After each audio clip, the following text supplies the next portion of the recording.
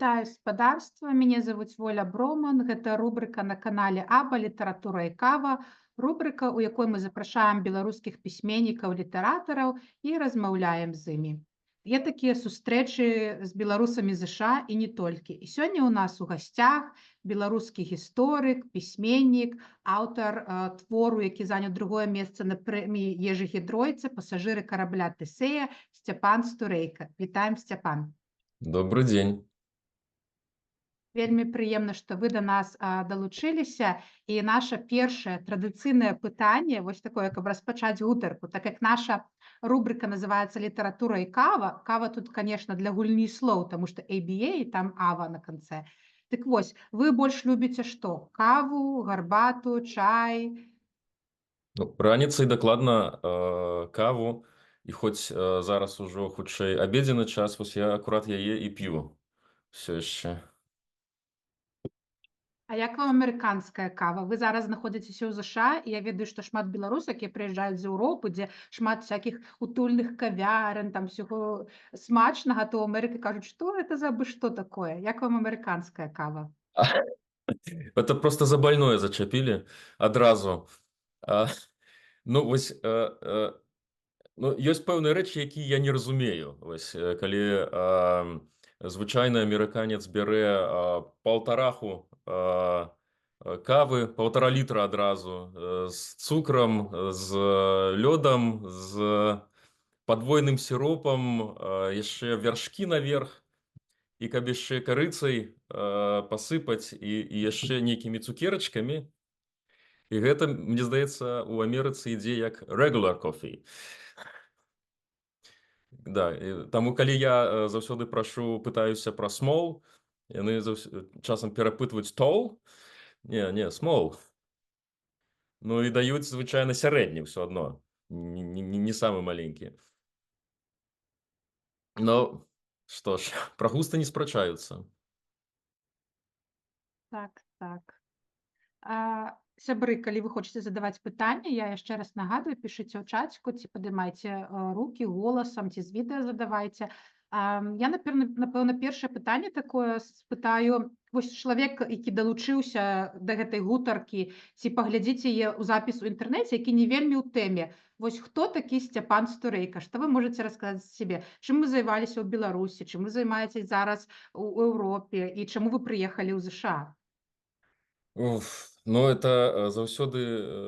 Это яшчэ одно цяжкае пытанне. Распавесці коротка пра сябе. Я працую дацэнтам у Еўрапейскім гуманітарным універсітэце, дзе у нас дзве праграмы прысвечаныя культурнай спадчыне і спосабам працы з ёй. Гэта бакалаўрская праграма еўрапейскай спадчыны і магістарская праграма развіццё культурнай спадчыны. Гэта моя асноўная праца. Гэта тое, што я раблю увесь час і, скажам, апошнія ўжо гадоў хіба 10. Вось. Раней, калі да ўсіх гэтых падзей, я ўзначальваў беларускі камітэт ІКАМОС. Гэта супольнасць экспертаў, адмыслоўцаў у розных галінах культурнай спадчыны, пачынаючы ад музейшчыкаў, не заканчваючы, а працягваючы рэстаўратарамі, культурнымі менеджерамі і гісторыкамі, археолагамі. ІКАМОС гэта такая дарадчы орган ЮНЕСКА па пытаннях культурнай спадчыны, і амаль у кожнай краіне света ёсць свае камітэты са штаб-кватэрай у Парыжы. Мы ладзілі шмат цікавых мерапрыемстваў, конкурсы, канферэнцыі. Зараз, в прынцыпе, гэта праца працягваецца. І у Нью-Йорку я таму, што выйграў стажыроўку Фулбрайта і займаюся тут тым, што заканчваю працу над наступнай кніжкай, якая ўжо не мастацкая, але яна такая Хочацца, каб яна мела прыкметы навуковага твору, таму што яна цалкам дакументальная і цалкам грунтуецца на сапраўдным гістарычным матэрыяле, часам архіўным. А з іншага боку, не хочацца ўяўляць, што гэта там акадэмічная манаграфія. Хочацца, таму што гэта гісторыя вельмі цікавая. Гэта гісторыя захавання культурнай спадчыны ў савецкай Беларусі, у БССР. І калі вы слухалі ці чыталі «Пасажыру карабля Тэсея», можаце так уявіць сабе агульны настрой. Ён там крыху такі песімістычны. Дэвіз той кніжкі быў «Мы самі губім тое, што любім». А наступная кніжка, якая вось ужо амаль дапісана, яна куды больш аптымістычная, і ейны дэвіз «Нішто не можа спыніць ідэю, час якой наспеў». Вось, гэта пра тое, як беларусы за 20-25 гадоў асэнсавалі, што ў іх ёсць спадчына, і здолелі яе захаваць. Вось так. Так, дзякуй. Я ўжо папярэдне казала да запісу, што мы ў онлайн-кніжным клубе ЗША якраз чыталі «Пасажыры карабля Тэсея», таму у каго ёсць пытанні па кніжцы, пішыце, сябры. А я, калі чытала кніжку, у мяне было вось у галаве адно такое пытанне. Вы там шмат чаго разважалі, і гэта зачапіла мне за душу. Што вось я якраз, калі жыла ў Беларусі, я была з тых людзей, ну, як бы ёсць у нас тая спадчына, ёсць, класна, я пра беларускае, люблю беларускае, але вось, ну, цікавей жа паехаць у Рым, там, вось туды, у Парыж, вось гэта ого-го, што там сваё, яшчэ паспею. А зараз я ўжо 5 гадоў не была ў Беларусі, і я не маю магчымасці туды ездзіць за пераследу. І больш за ўсё мне гэта шчыміць душу, што я не паспела нікуды з'ездзіць.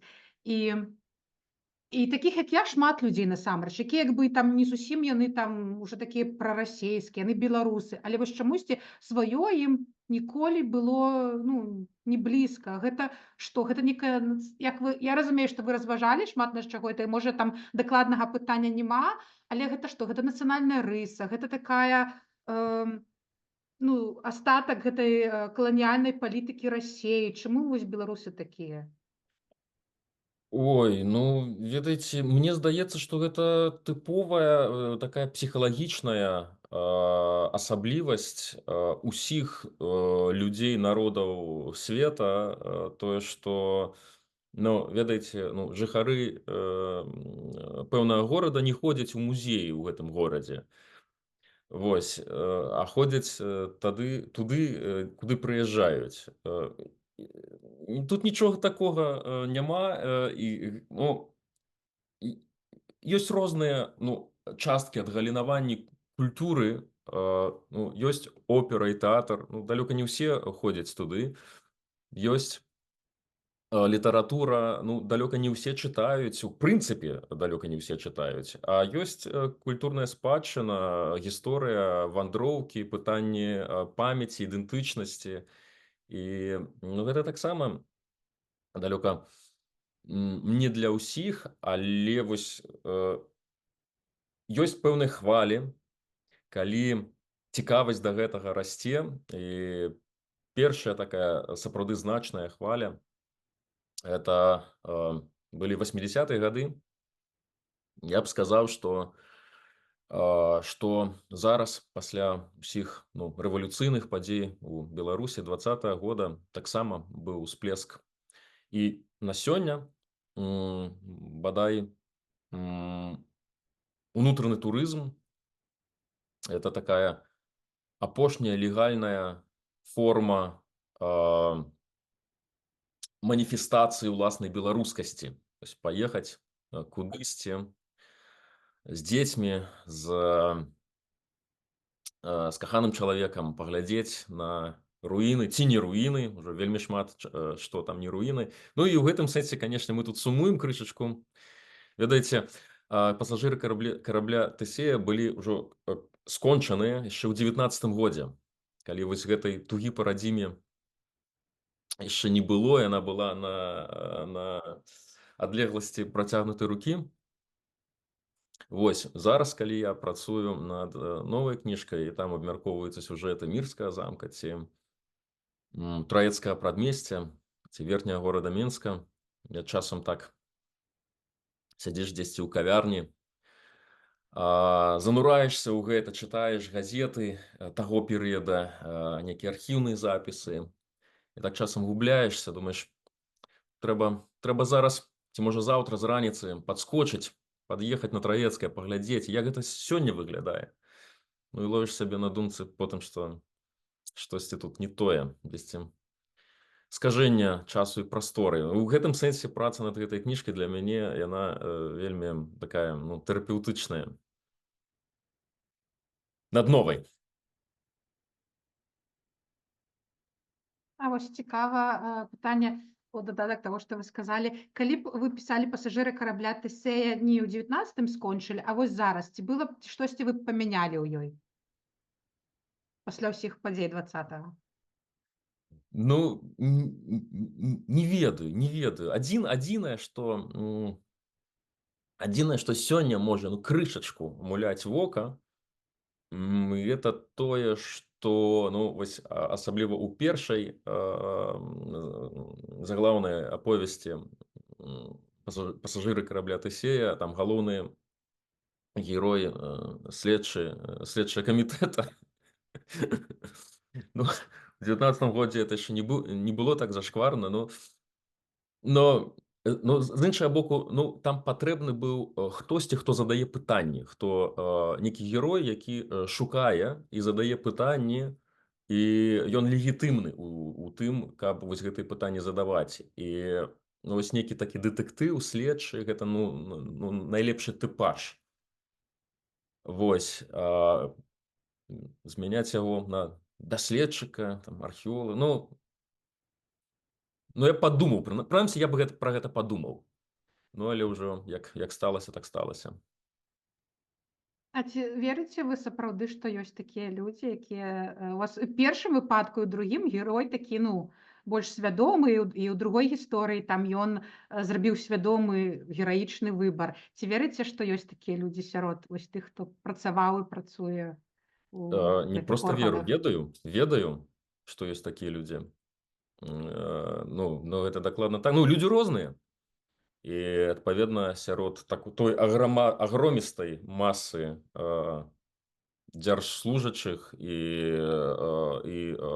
адпаведна, ну, там, хто там у іх афіцэры усіх гэтых сілавых структур, ну, там таксама ёсць, канешне. Ну, в сэнсе, я гэта ведаю.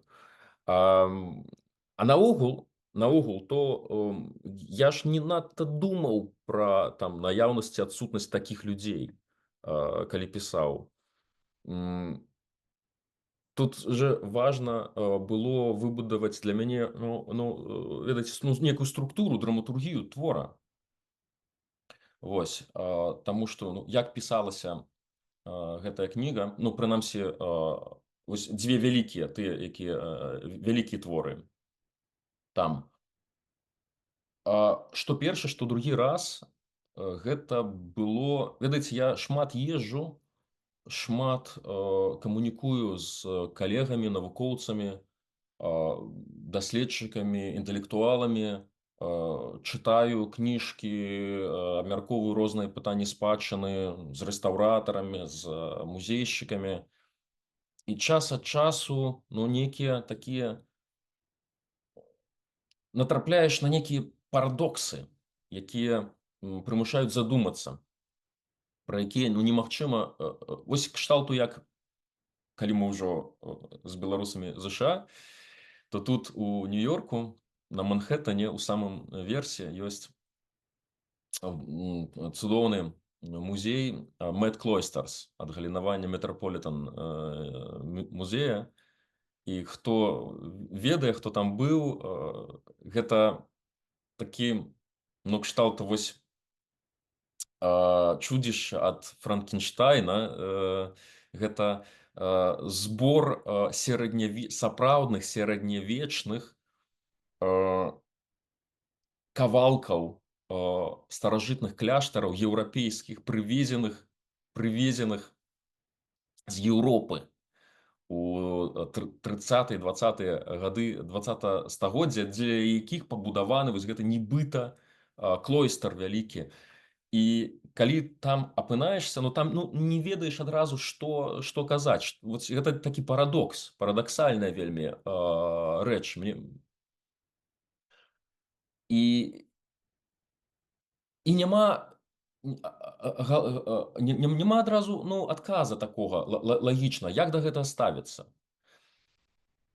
І нараджаюцца нейкія вар'яцкія ідэі. А што калі гэта вось было зроблена не дзеля любові да мастацтва, а вось з нейкім іншым так сэнсам. А што калі за гэтым стаяць нейкія сілы? І гэта такіх парадоксаў і такіх вар'яцкіх думак у мяне назапасілася вельмі шмат. І усур'ёз распавесці пра іх, што студэнтам на занятку ці калегам падчас канферэнцыі немагчыма. Вось пазбавіцца ад гэтага трэба было. І вось яно пачало праступаць. Нейкія фрагменты, нейкія думкі, ідэі. І потым іх трэба было проста неяк злучыць, упісаць у адну вялікую гісторыю. І так гэта гісторыя сфарміравалася. І я разумею, што яна вось з пункту гледжання літаратуры і такого драматызму можа не бездакорная. Это просто прырода ў яе такая, што яна не так пісалася, як пішуцца некаторыя творы, дзе вось гэты сюжэт прадуманы. А тут ён выбудоўваўся ад гэтых парадоксаў. Адзінае, што яшчэ апошняе адзначу, што гэта ўсё абсалютна заснавана на рэальных падзеях, на рэальных героях. Усе вось гэтыя дзіўныя сітуацыі, якія апісаныя, і дзіўныя развагі, это ўсё заснавана на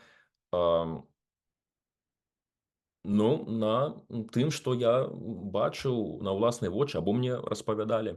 Там няма нічога прыдуманага. Евгенія трымае руку, пытанне.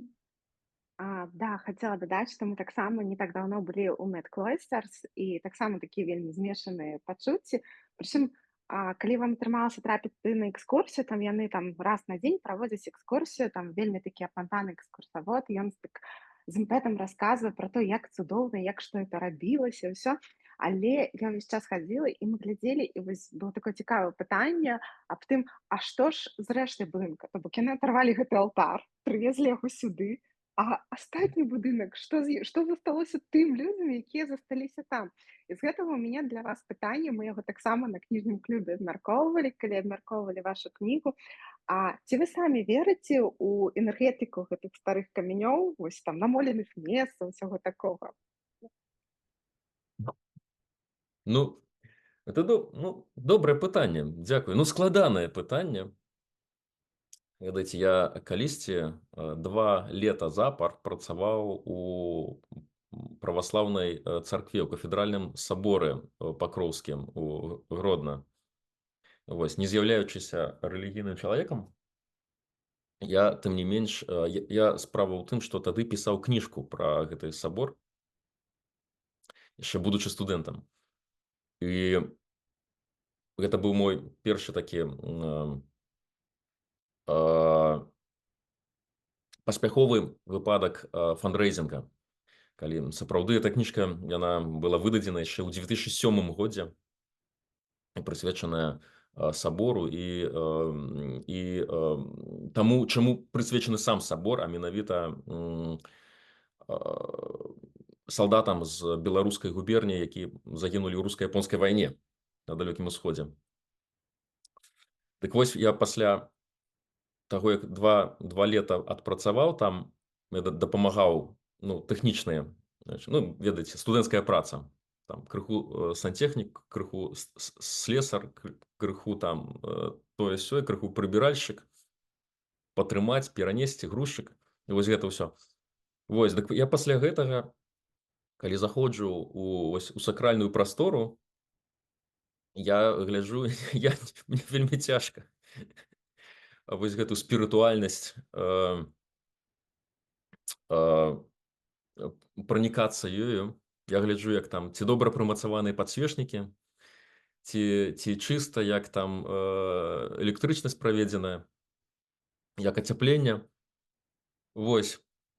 Ну, я б сказаў, вяртаючыся да адказу на зададзенае пытанне, я б сказаў, што ну, напэўна, ёсць пэўная энергетыка, але яна ўзнікае толькі, калі вы аказваецеся дзесьці на месцы, якое сапраўды менавіта вас чапляе. То бок няма такого універсальна, што вось усе, хто падыходзіць да Моны Лізы, усе там адразу пачынаюць плакаць. Не, так гэта не працуе. У вас мусіць быць ваши уласныя закуткі, уласныя нейкія месцы, архітэктура, карціны, які менавіта у вас вось гэты комплекс пачуццяў, звязаных з там эстэтычным перажываннем, з спадчынай, голас продкаў, я не ведаю што. То бок і гэта не універсальна, але гэта ёсць сапраўды. Дзякуй за адказ. Марыя? Вітанне, за стороной, можа, не вельмі чутно. Я б хацела даведацца меркаванне пра сучасны стан беларускіх помнікаў, і калі ёсць магчымасць увогуле гэты стан па крытэрыю ад 1 до 10 дзяцей, гэта лепш не бывае, адзін горш не бывае. У якім стане зараз беларуская спадчына знаходзіцца, на вашу думку? Дзякуй. Ну, да, такое, конечно, пытанне, про якое, ну, можа, праз одну кніжку напишу, кніжку у адказ на яго. Ну, калі вось зусім вось так спрасціць, то я б сказаў, што наогул у Еўропе сітуацыя з захаваннем культурнай спадчыны, яна паўсюль вагаецца ад 9 до 8-7. Вось. Сітуацыю ў Беларусі я б ацаніў бы на крэпкую 8. Вось. Часам з плюсам, часам з мінусам. Таму што вельмі шмат зроблена за апошнія 20-30 гадоў ад здабыцця незалежнасці. Як гэта не парадаксальна, нягледзячы на тое, што мы часам чытаем, чуем, калі мы проста параўнаем стан беларускіх помнікаў архітэктуры 20-30гадовай даўніны з тым, што мы маем сёння, мы маем вялікі аграмадны прагрэс у разуменні і захаванні гістарычных цэнтраў, у захаванні асобных помнікаў, тых жа самых замкаў. Іншая справа, што жывучы у гэтай інфармацыйнай прасторы, часам жывучы ў самой Беларусі, мы добра ведаем усе цяжкасці, складанасці, якія стаяць па-за фасадам, па-за тым, што мы бачым з вакна турыстычнага аўтобуса. І, канешне, нас гэта бянтэжыць заканамерна, і это, ну, канешне, тут ёсць шмат падставаў для таго, каб бянтэжыцца.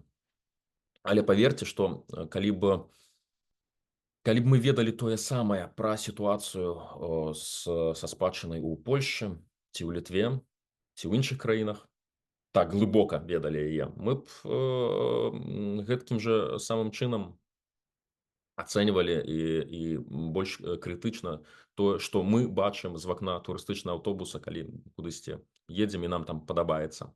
Вось, так што, нягледзячы ні на што, у нас ёсць вялікая колькасць добрых прафесіяналаў, ну, прафесіяналаў, якія прымаюць прафесійныя рашэнні, з якімі іншыя прафесіяналы могуць спрачацца, часамі не толькі прафесіяналы, але, ну, 8. Я так разумею, фінансаванне... А дзесятачку зусім Ага. нікому б не паставіў, зусім нікому. Ну, я просто ведаю, што шмат такіх помнікаў фінансуецца еўразвязам, таму і не вельмі... Таму мы ім вельмі ўдзячныя. Ну так, ну Дякую, в апошнія гады ўжо нішто не фінансуецца еўразвязам, на жаль, але спадзяемся, што гэтая сітуацыя зменіцца. Так, дзякую. Женя? Уздагон да папярэдняга пытання. На вашу думку, што для вас бліжэй і куды трэба весці турыстаў, калі мы кажам пра спадчыну? Дудуткі ці азярцо?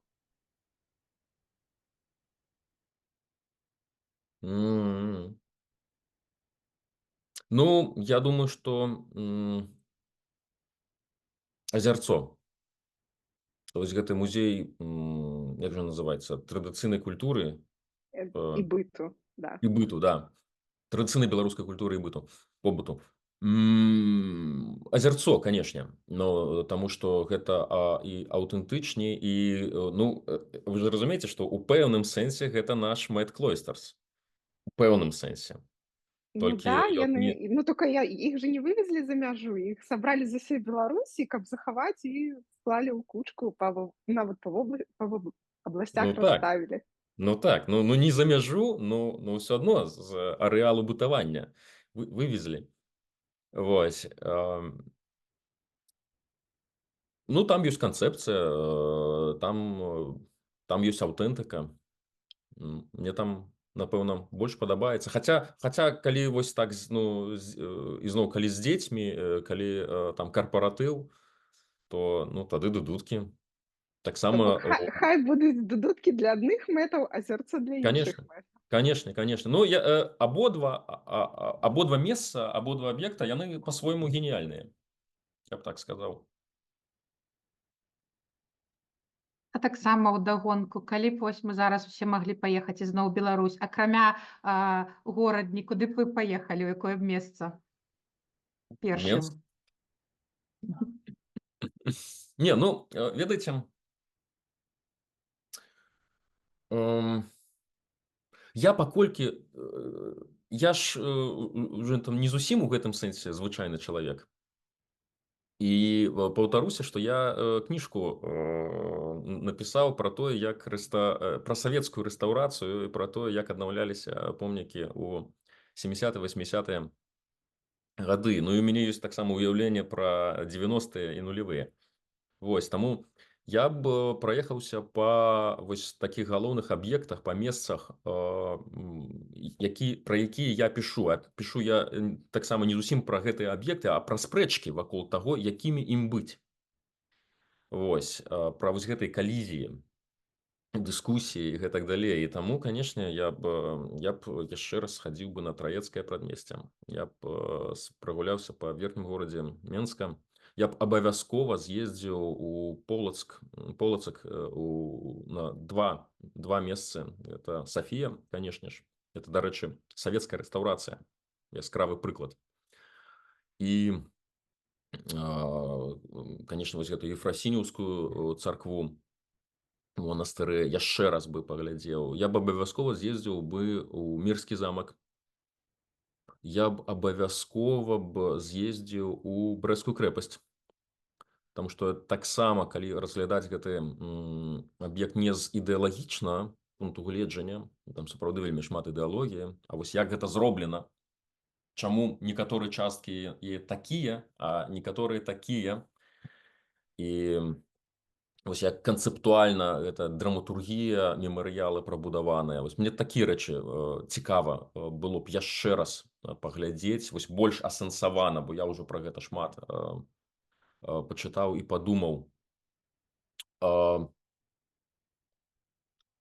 Па гістарычным цэнтры Магілёва абавязкова прайшоўся, па гістарычным цэнтры Віцебска. Ну, я б глядзеў на гэта спецыфічнымі вачыма. Наогул, я думаю, што нам вельмі не хапае вось такога адрэфлексаванага падыходу да спадчыны, падыходу, які заснаваны на разуменні, што в прынцыпе любая спадчына і наша спадчына, яна такая, таму што ну, мы хацелі б, каб яна была такая. Мы хочам, каб яна была такая, і вось яна такая. А не таму, што яна вось так захавалася. Вось гэта прынцыповая тэза, якую я гатовы адстойваць.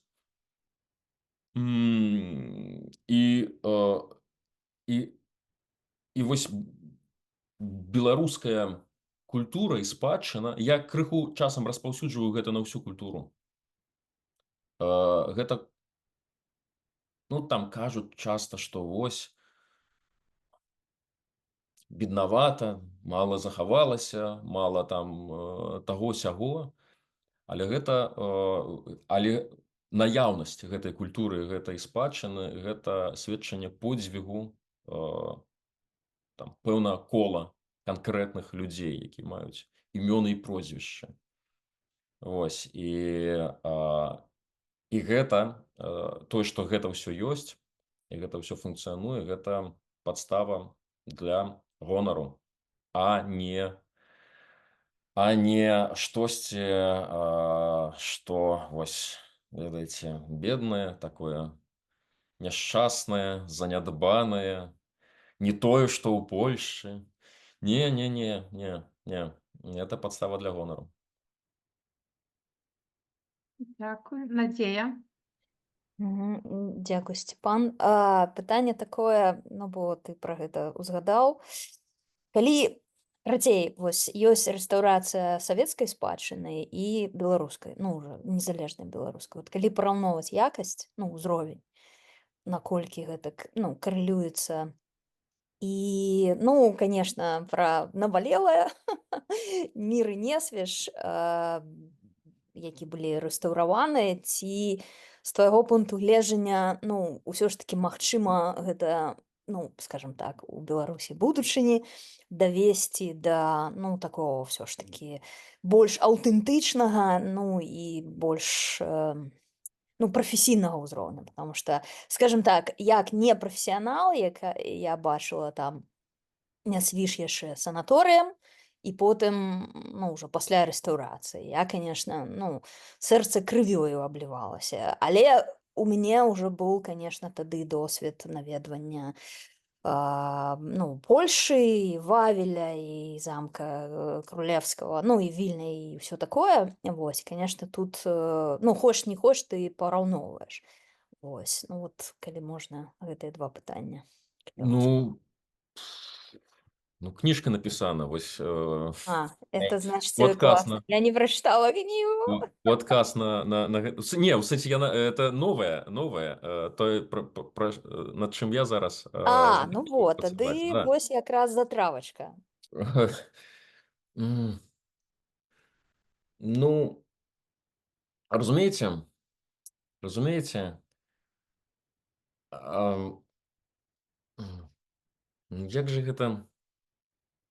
як же гэта апісаць? З'явы культуры трэба ацэньваць у межах той культуры, дзе гэтыя з'явы нарадзіліся. Вось, складана штосьці ацэньваць і даваць маральныя, вось, тым больш маральныя і эстэтычныя ацэнкі, зыходзячы з іншай культурнай сітуацыі, ці з іншага кантэксту, пераносіць гэтыя кантэксты. Савецкая, я б сказаў, што ў Беларусі у савецкі час была створана фенаменальная, сусветна ўзроўню школа рэстаўрацыі.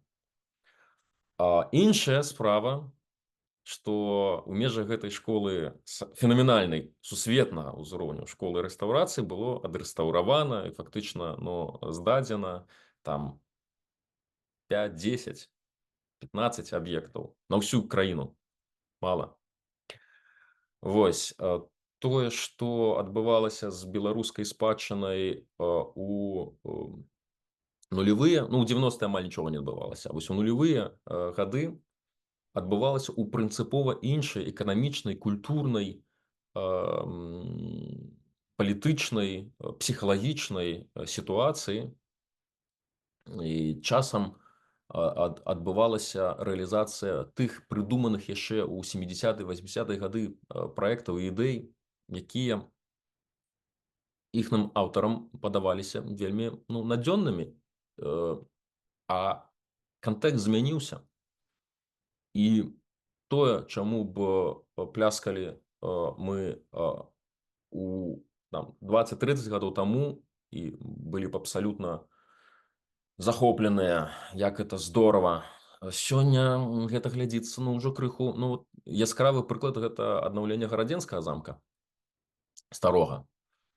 Калі б тое, што з ім зроблена зараз у 21 стагоддзі адбывалася у 80-е гады, то быў бы зусім іншы, ну, ўзровень нашага ўспрыняцця. Сёння гэта выглядае ўжо, ну, дыскусійна. Ці той лёс, які, відаць, чакае Наваградскі замак, калі там збіраюцца аднаўляць адну з гэтых вежаў і будаваць музей. Добрае пытанне, музей чаго? Вось, гэта будзе досыць так траўматычна. Я думаю, што сітуацыя не трагічная, драматычная, але не трагічная. І вельмі шмат у спрыяцці гэтых аб'ектаў граюць, ну, там не аб'ектыўныя паказчыкі аўтэнтыкі і там прыняцця тых ці іншых рэстаўрацыйных рашэнняў, а нашы сённяшнія інтэрпрэтацыі і музейная праца з аб'ектамі і спосабы экспанавання. І гэта тыя рэчы, якія, ну, дарэчы, далёка не паўсюль так ужо кепска з імі справа. Але гэта тое, што сапраўды можна паляпшаць і такім чынам, ну, змяняць успрыняцце гэтых дыскусійных Ну, то аб'ектаў. бок і Нясвіж, і Мір ўсё ж такі можна яшчэ будзе давесці да ладу, Не, дык нягледзячы на все гэтыя за аднаўленнем міра стаіць вельмі цікавая канцэпцыя. Мы проста мала ведаем, мала разумеем, чаму гэта выглядае так, як выглядае. Ну, гэта інтэлектуальны твор. Вось. Па-першае, да, калі правільна вось пра гэта распавядаць, то вы будзеце там, што ў Нясвіжы, што ў Міры, звяртаць увагу проста на іншыя рэчы.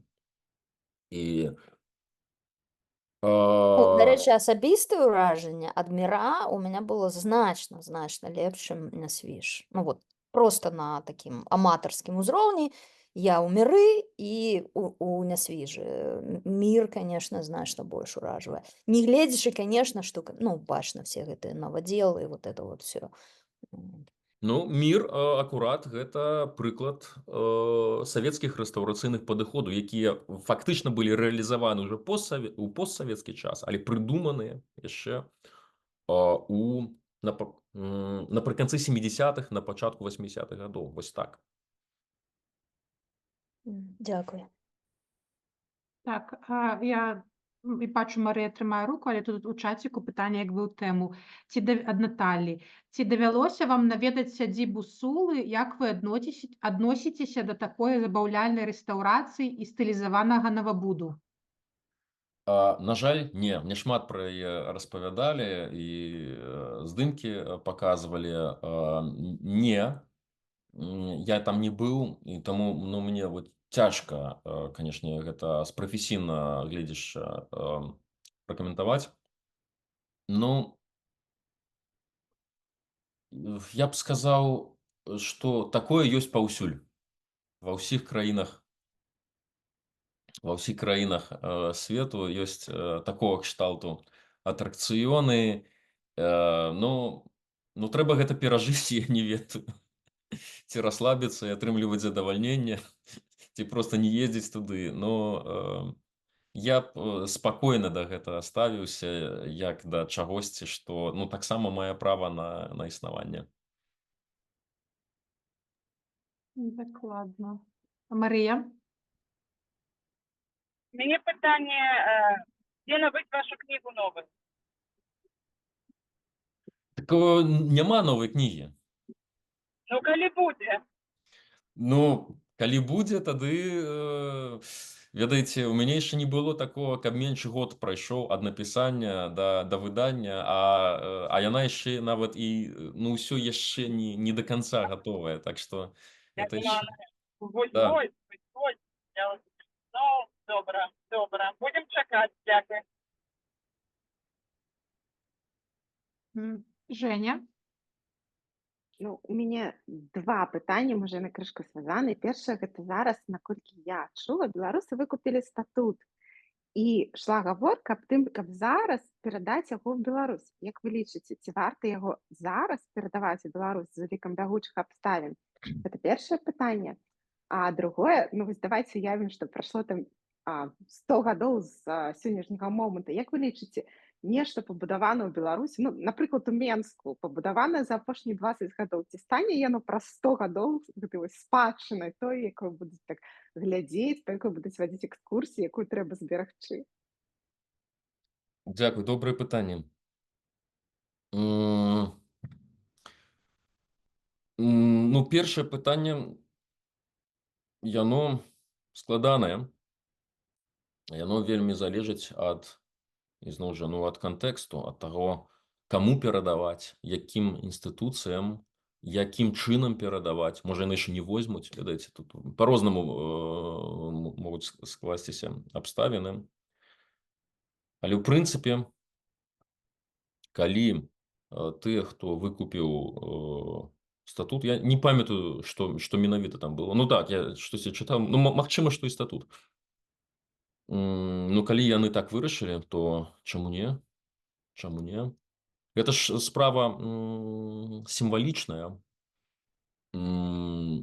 І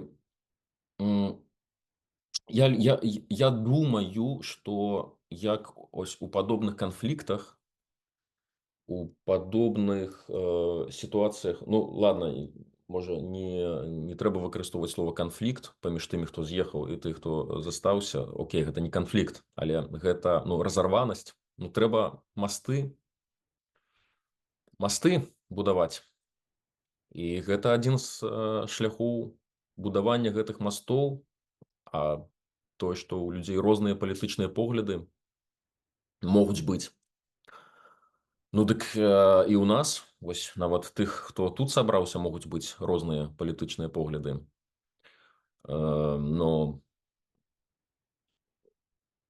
мне здаецца, што для беларускай культуры і для будучыні, калі глядзець на гэтую сітуацыю праз 50 гадоў, вось гэты акт перадачы таго, што дыаспара сёння, менавіта вось у гэтых умовах, гэта надае гэтаму акту перадачы, калі ён здзейсніцца яшчэ, чакаем.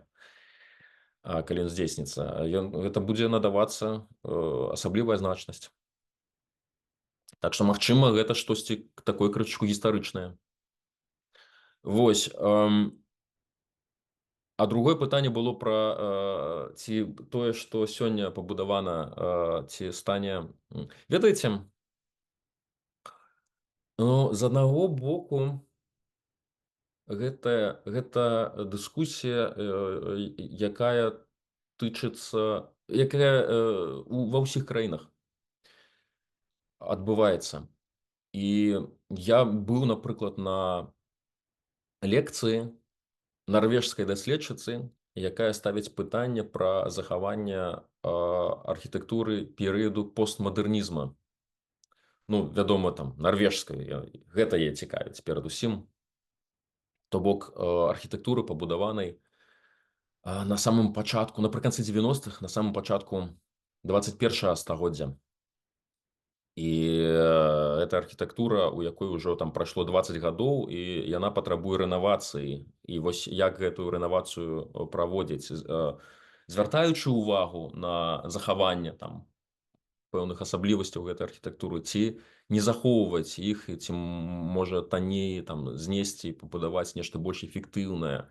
І вось гэтыя пытанні наяўнасці культурнай вартасці, яны сёння гэта больш шырокае і міжнароднае ўжо пытанне, тым больш, што мы працягваем жыць, калі хто не ведаў, мы працягваем жыць у эпоху бума культурнай спадчыны, калі ўсё новыя і новыя катэгорыі,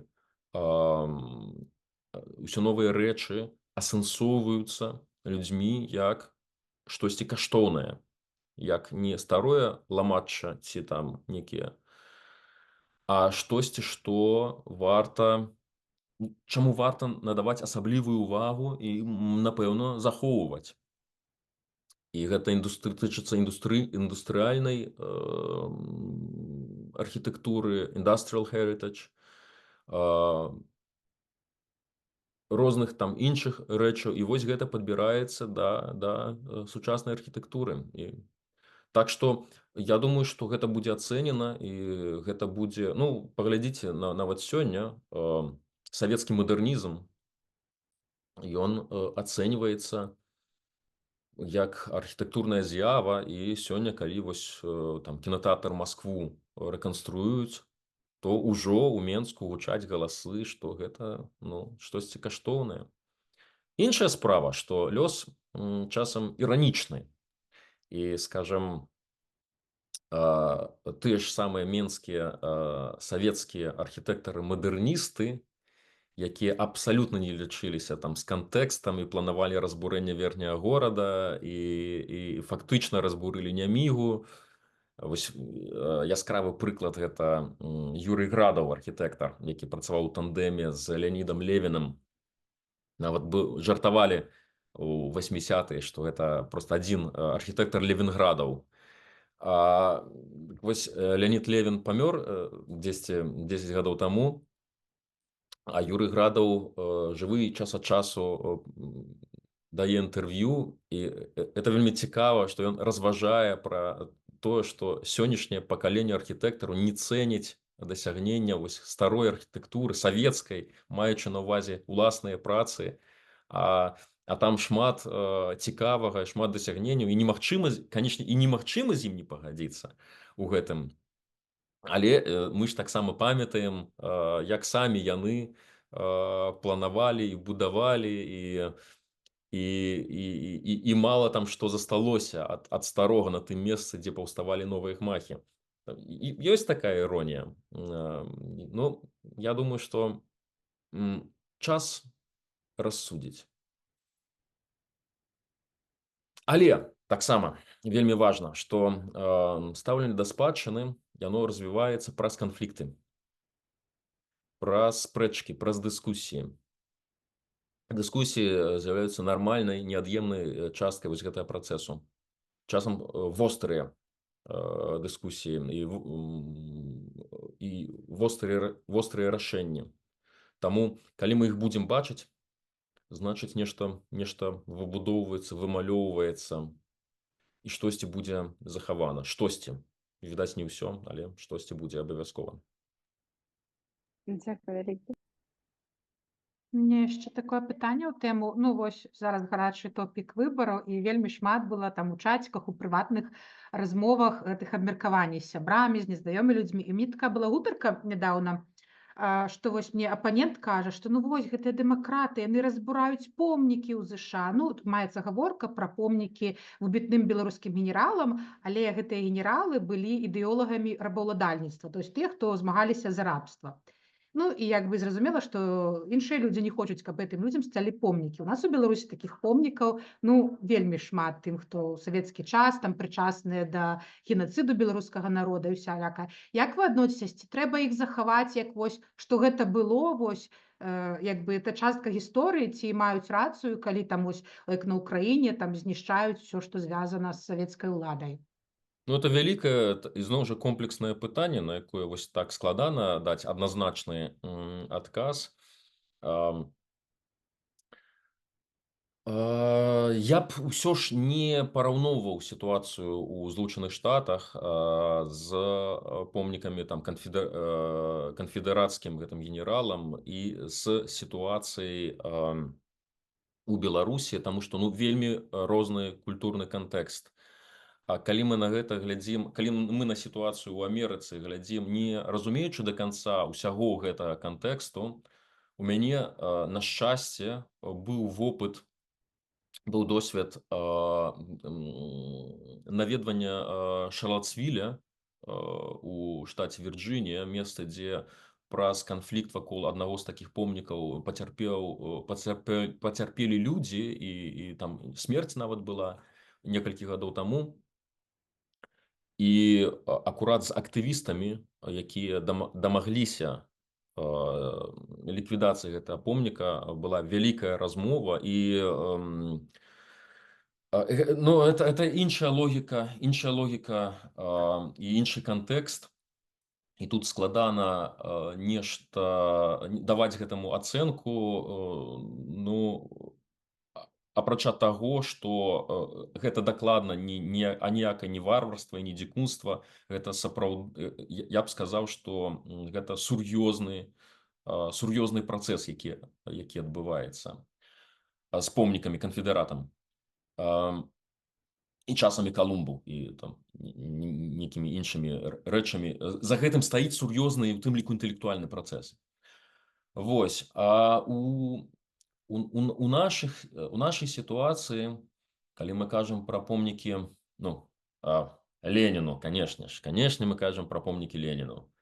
Што рабіць з помнікамі Леніну? Ну, яны, па-першае, розныя вельмі. Ну, ёсць такія помнікі, якія ну проста выглядаюць як некая эстэтычная недарэчнасць. Ёсць творы, сапраўдныя творы мастацтва, якія кампазіцыйна трымаюць на сабе там, ну, вялікі архітэктурны аб'ём. Ну, Мінск, плошча Незалежнасці, напрыклад, да, была плошча Леніна. Там помнік Леніну вельмі важны, вельмі істотны. І в Украіне некалькі гадоў таму, яшчэ да вось сённяшняй вайны паўнамаштабнай, да, пачалося тое, што называлася Ленінападам. Так, і быў такі, і нават ёсць кніжкі напісаныя пра асаблівасці гэта Ленінапада. І калі я з украінскімі калегамі размаўляю, яны кажуць: вось, у нас, значыць, Ленінапад, а у вас усе Леніны стаяць, і у вас гэта праца не праводзіцца, і як жа так? То я ім кажу на гэта, і яны вельмі здзіўляюцца, яны не ведаюць пра гэта, можа, не ўсе тут вось у гэтым зуме ведаюць, што у Беларусі замест Ленінапада апошнія гады назіраўся Леніназрух. Вось, нашы Леніны, яны не статычныя, яны туды-сюды, яны мабільныя, маламабільныя. А у апошнія 20 гадоў з усімі вось гэтымі маштабнымі рэнавацыямі, дажынкаўскімі, ці то там для дзён беларускае пісьменства у райцэнтрах, калі вы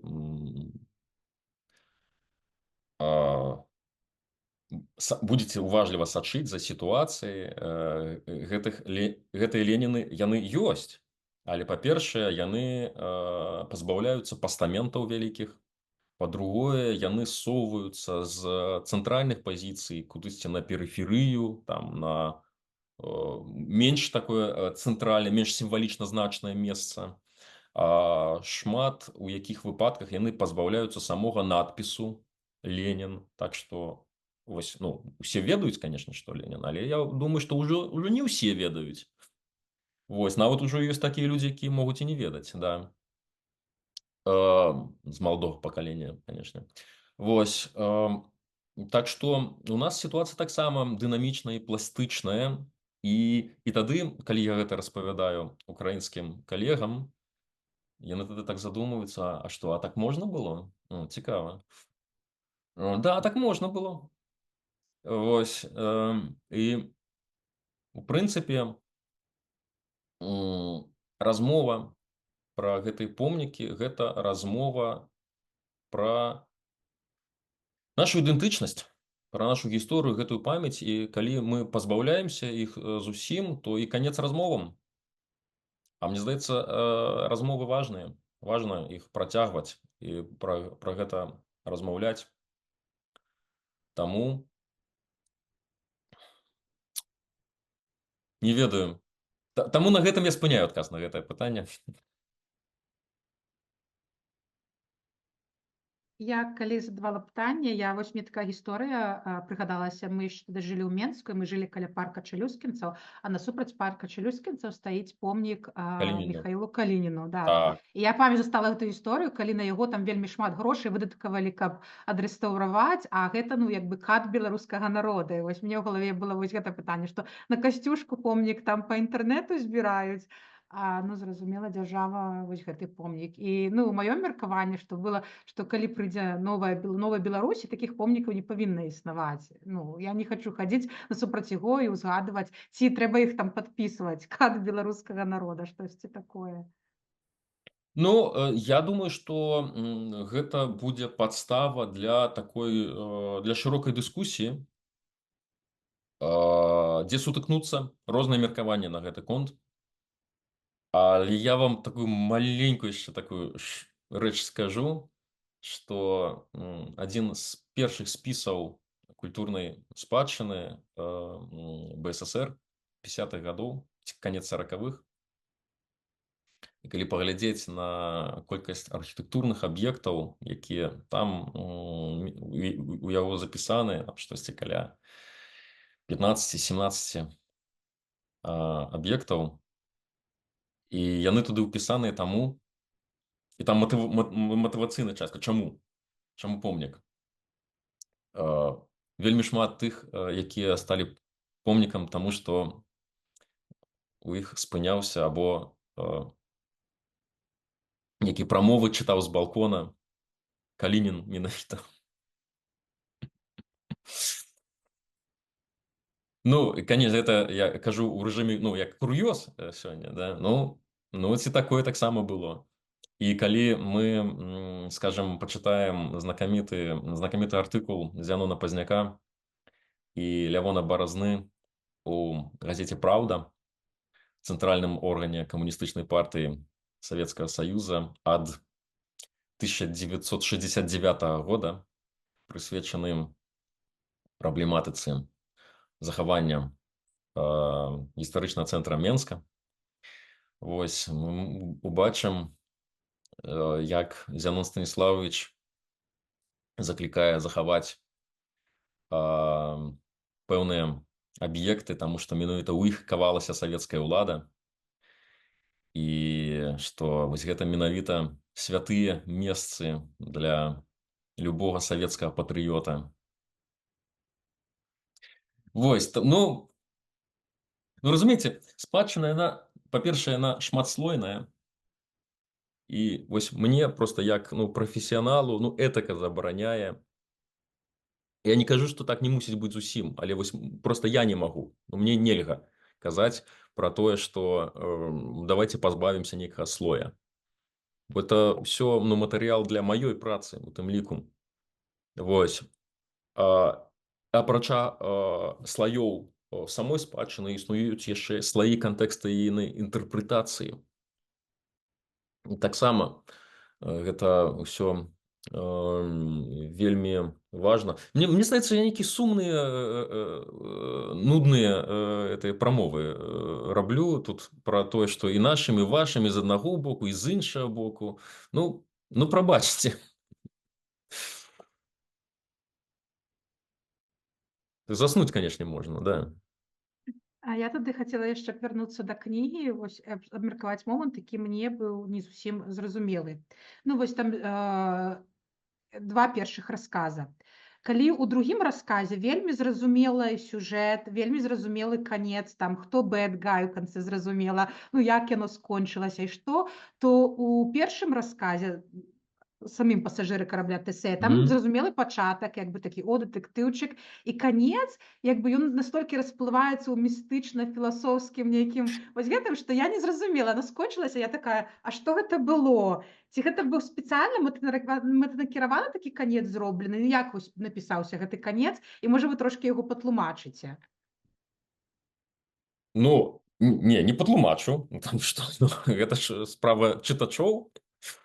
Вось, адзінае, што я скажу, што самая фінальная сцэна, калі герой кудысьці плыве. Дык вось мала хто звяртае ўвагу, што ў кнізе пазначана канкрэтнае месца, куды ён плыве. Вось, і калі вы будзеце уважлівыя, то вы зразумееце, куды ён плыве. І ў прынцыпе гэта дасць ключ да разумення гэтага фінала, прынамсі да адной з інтэрпрэтацый. Фінал быў прыдуман ад пачатку. Я яшчэ не ведаў, як гэта гісторыя давядзе да гэтага фінала.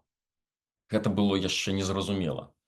Але тое, што фінал будзе такі, гэта было зразумела на ранніх этапах працы над гэтым творам. Разумееце, гэта твор вельмі стомленага чалавека. Ну, ў сэнсе, мяне.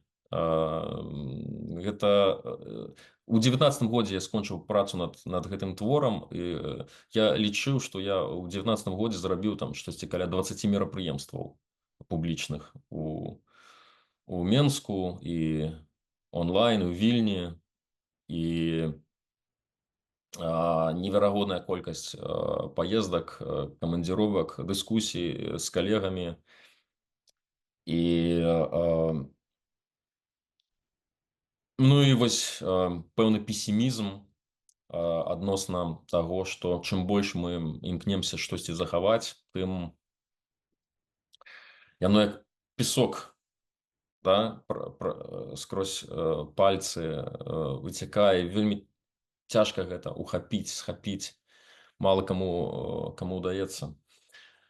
Таму ён крыху такі песімістычны. Ён не зусім перамагае дабро, актывіст аховы спадчыны. Не, там усё вось так вось гасне свет, і ўсё. Ну, гэта быў твор стомленага чалавека, а тое, над чым я зараз працую, гэта твор чалавека, які вельмі аптымістычна глядзіць на гэта, таму што калі аперыраваць вось гістарычнымі катэгорыямі, то мы перамагаем. А калі занурыцца ў мікраменеджмент, то там гамон. Так, давайте спынімся на «мы перамагаем». Так, Мгм. сябры, у нас засталося не шмат часу, таму у каго ёсць якія яшчэ апошнія пытанні, задавайце. А ў мяне таксама ёсць пытанне. Ну, я, напрыклад, лічу ваш твор вельмі важным творам у сучаснай беларускай літаратуры. Вось мы абмяркоўвалі ў кніжным клубе, што, ну, як бы звычайна людзі вось проста так не сядзяць за гарбаткай і не задумваюцца, а што там з беларускай спадчынай. Ну, то бок трэба мэтанакіравана пайсці пачытаць нейкія навуковыя даследаванні ці працы, ці штосьці. А вось так, у такім выглядзе цікавага кнігі, кожны беларус прачытае і задумаецца пра нешта сваё. Ну, то бок, прынамсі, я лічу мэту таго, што людзі пасля гэтай кнігі ім будзе пра што падумаць. І мы, напрыклад, у кніжным клубе 2 гадзіны проста абмяркоўвалі гэта ўсё. Ну, я думаю, што вы выканалі на ўра. Але вось такое пытанне. Вы ж у першую чаргу проста гісторык.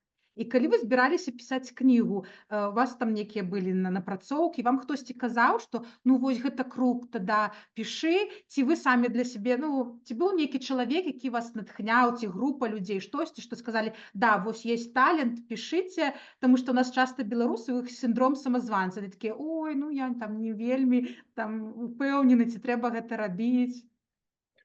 Ну, глядзіце, ну, па-першае, Я ж не зусім гісторык. Ну, в сэнсе, у меня ёсць гістарычная адукацыя, пра што ўжо было сказана, да, яна ёсць, але сказаць, што каб я працаваў як гісторык, дзесьці чытаў курсы гістарычныя, то такога амаль за ўсё жыццё не было.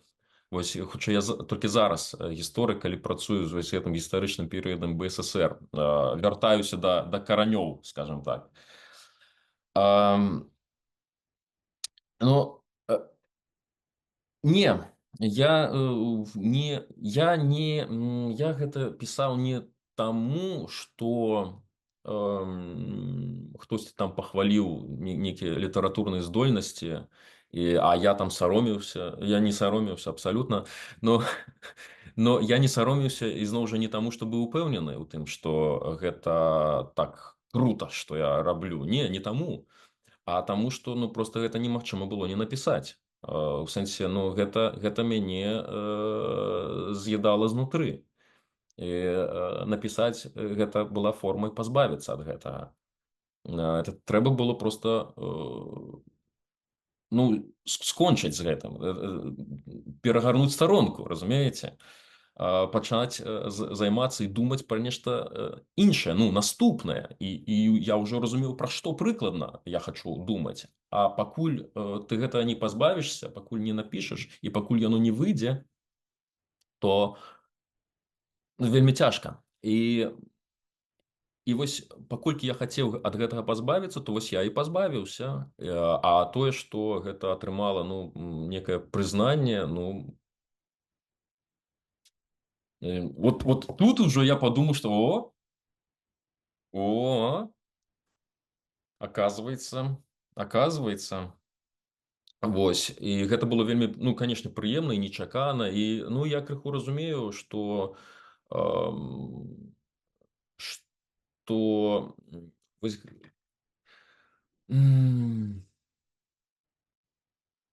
што я не зусім пісьменнік. Я тут у гэтым сэнсе я не ўдзельнічаю ў літаратурным працэсе, як у ім удзельнічае, Альгерд Бахарэвіч, або Ганна Янкута, або якая была рэдактаркай маёй кнігі, за што ёй вялікі аграмадны дзякуй, або там іншыя літаратары, пісьменнікі, паэты, імёны якіх на слыху у нас. Да? Я не з гэтай тусоўкі, я не... Але вось калі хтосьці знайшоў каштоўнасць у маёй працы, гэта значыць, што сапраўды гэта было недарэмна, і вось ужо гэта дае мне пэўнае натхненне працягваць. Дзякуй. Дзякую вам. Так, і мы спадзяемся, што мы праз год там ці колькі сустрэнемся, абмяркуем абавязкова вашу новую кнігу, пачытаем яе ў кніжным клубе. Таму, сябры, яшчэ раз нагадваю, што апошні шанец штосьці сказаць, пракаментаваць, задаць пытанне. Мы ўжо размаўляем амаль 1,5 гадзіны. Я хачу сказаць вялікі дзякуй усім, хто далучыўся. Што вы далучыліся, то мы на пачатку перажывалі, што вось мала людзей, але дзякую усім за вашы пытанні, за ўдзел. Далучайце, там Надзея скідвала спасылкі да кніжнага клуба, чытайце, слухайце пасажыры карабля Тэсея, сачыце за соцсеткамі АБА, калі вам бяспечна, таму што не прызнаны экстрэмісцкім матэрыялам. І дзякую усім, сябры. Так, дзякую, Ольга, дзякую вам за добрую, якасную мадэрацыю, за пытанне.